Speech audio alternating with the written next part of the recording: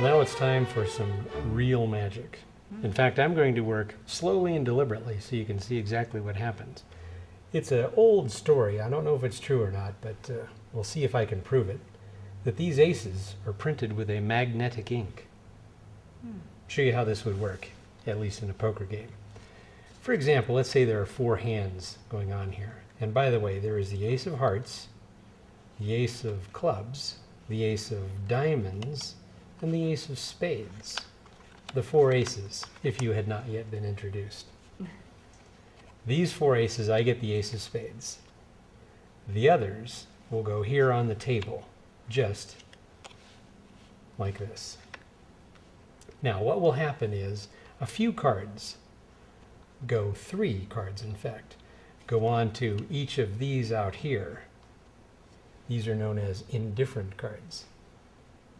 1 card, and only 1 goes on to the ace of spades. Let's see which card goes on to the ace of spades to begin with. You see, a 4 of spades is merely a low number card. So, he doesn't have much power. It's very easy for that ace to outsmart the 4. Watch. 3 cards, as I mentioned, go over here. That, of course, gives me 3 cards and the ace. Watch. A little touch. The 4 has been outsmarted. And, of course, the ace, why, there it is. Whoa. Let's try that again with the next one over here. Let's see, who shall we use? The 3 of spades. The 3 is a very low value card. Easily outsmarted by that ace. 3 cards go on to the ace. Very slowly and very deliberately. 1, 2, 3, and the ace. Look, just that fast. No way. Gives the 3. You know, I'm almost afraid to turn it over, but I will. And you see the last ace, the 3rd ace. No, this is actually the last one. And we're going to do this under the most extreme of circumstances. Everything is showing at this point. Watch now as these aces and that one do the impossible. Real magic. Let's see. The last card to go on top of the ace is a king. Now this is absolutely perfect. You see, a king is almost as strong as an ace. You recognize that instantly. You see, the king goes here, and I will draw a couple of cards, 3 cards, out of the center of the pack. Just like this. Don't take your eyes off these cards for a moment. Is the ace still there? Oh, it sure is. You know, ladies, I think the ace of diamonds outsmarted us all. You see, the other aces are now here. But the kings, of course, not to be upstaged, Oh my goodness. have now traveled to this place. Great. That was great. Real magic. That is great. Very good.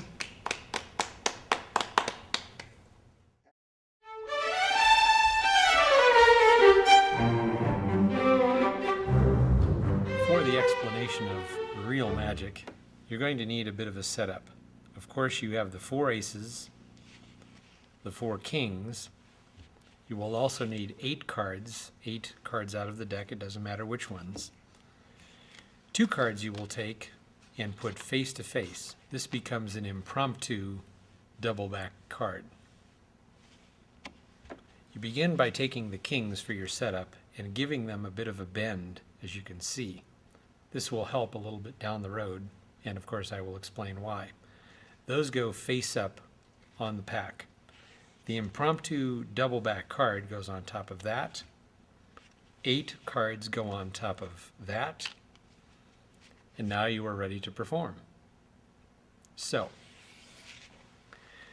the idea of this, of course, is the aces. 1 goes here in front of you and 3 out here. These 3 aces are going to assemble back here one at a time. That's the effect in the audience's mind. And you will now proceed as I will show you. Here are the 4 aces.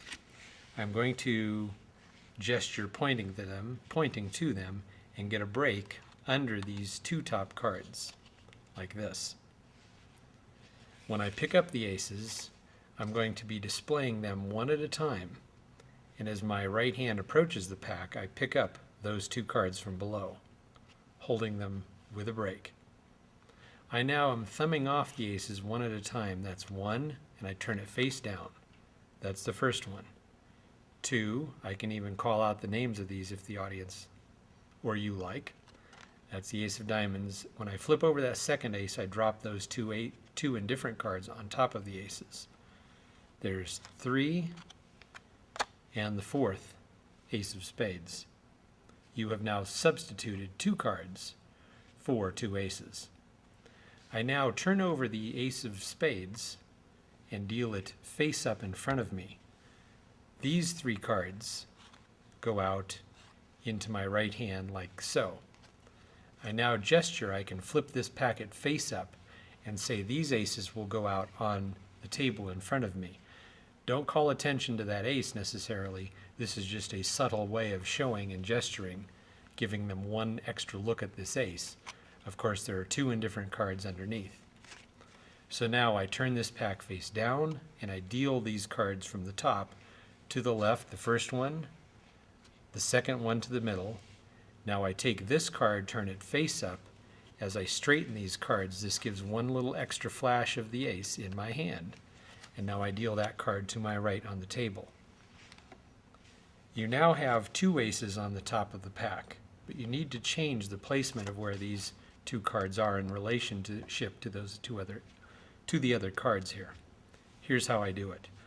I take 1, 2, 3 cards off the top. Without showing them, I tell my audience 3 cards will go on top of each of these. I now square them up like this onto the pack, and now holding these 3 as 1, I say 3 cards, I square these up, and now I hold these 3 as 1, as I mentioned, and I pick up 1, 2 more, and I can flip these face up, showing in different cards. So I want my audience to think I just have 3 cards, of course. Because this is a thick double or triple back here, these 2 other cards hide this. I now flash these face up and say these 3 cards will go on these cards out here. I turn them over, square them with my thumb. I thumb off 1 card and say 1 card will go on the ace. This is how I displace the cards. So in other words, there's an ace on the pack, another ace on top, and 3 indifferent cards in between. You see, you needed to get one of those aces 5th down from the top of the pack. Real quick. 3 cards. I square them, holding these 3 together, and now I pick up 2 more. 3 cards will go on each of these aces. 1 card goes on to the ace. So I use a presentational cover to hide this substitution and movement of the cards. Now I will do a double lift, taking 2 cards, showing the first card to go on to the ace. Remind your audience what that card is, turn it over, and deal it singly onto the ace of spades. This is actually an ace. Now, without reversing their order, I take 3 cards, 1, 2, 3. They go on to the left hand, my left hand, ace, apparent ace. Remember, there is not an ace there actually. The 5 is now on top. As you pick these up, you're going to do an Elmsley count. In other words, you just do a standard Elmsley, but it looks as though you're reversing the cards. You tell your audience, remember that's 1, 2, 3 cards on top of the ace. This will end up being the 5 of clubs. So you can now spread these cards, give it a little touch, turn that card over, and it looks as though the 5 is suddenly replaced by the ace. You place these cards out on the table and show that your first ace has made it across. I will now repeat this for the next card. Remember, the audience believes that that is an ace, but of course it is not. I now do another double lift because there is an ace here. I turn 2 cards over as 1 and say, watch the next card. It turns out to be a jack of spades.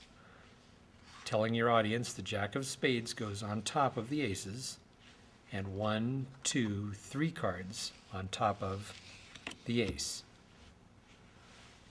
I give these cards an Elmsley count saying there's 1, 2, 3 cards on top of that ace. That puts the actual Jack of Spades where the ace is supposed to be.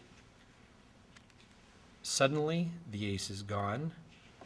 Remember, they thought the Jack was here, and now we turn this over. And there's the third. The second ace has gone over, giving you 3 aces here.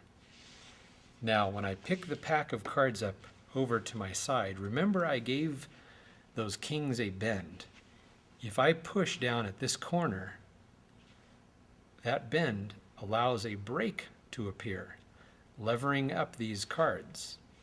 As I am gesturing and pointing to these cards on the table, I am looking straight down at this edge so I can see and make sure that I know I have the break exactly where I want it. I now look out to this card and turn it over. That is, of course, the last ace. The attention is on these aces and that one that you are drawing attention to. You leave that card face up at this point and pick up the aces, placing them across the top of the pack. I am actually now going to turn over not only those 3 aces, but all of these cards at the same time. So now when I turn over these aces, I square up that entire group of cards above that break, flipping over apparently only 3 aces. But I have just substituted the aces for the 4 kings. But you're only going to show 3 of these and only face down because you want your audience to believe that those are the 3 aces you have just turned over and dealt onto the table. You are now way ahead of your audience. The audience believes these are 3 aces, and there's the 4th one. At the top of the deck, you actually have, of course, the 4th king. You now are ready for the final phase. You say, let's take one last card. And you turn over a single card showing that it is a king. You say this will be a perfect situation because the king is a great match for that last ace. You turn over that single card and deal it face down as you had done before. But in this case, of course, it's just the single card. Now you actually have your impromptu double back card sitting on the top of the deck. So you're going to need to double undercut that out and away from the top of the deck. So as my right hand comes over, I take a break and pick up those 2. And now I do a double undercut, cutting those cards to the bottom of the pack, getting rid of them. That now gives me actually 3 aces right here. My patter line for this is, for the last one I say, let me give the cards a cut and we'll take some cards from a different place in the pack. Yes, these 3 cards should work perfectly. Your audience will truly be convinced that these are just 3 random cards out of the deck. Place them on the ace, and now you're ready for the true big finish. I give these a little bit of wiggle, at which point now I can tell my audience, you know, this ace actually outsmarted all of us because the 4 aces are now here. This is one great surprise to the audience at this moment because the audience believed they were here. Of course, your big finish, secondly, is you turn these over and say, well, you know those kings, they're pretty good themselves. So there is your big finish to real magic, the 4-ace magical assembly.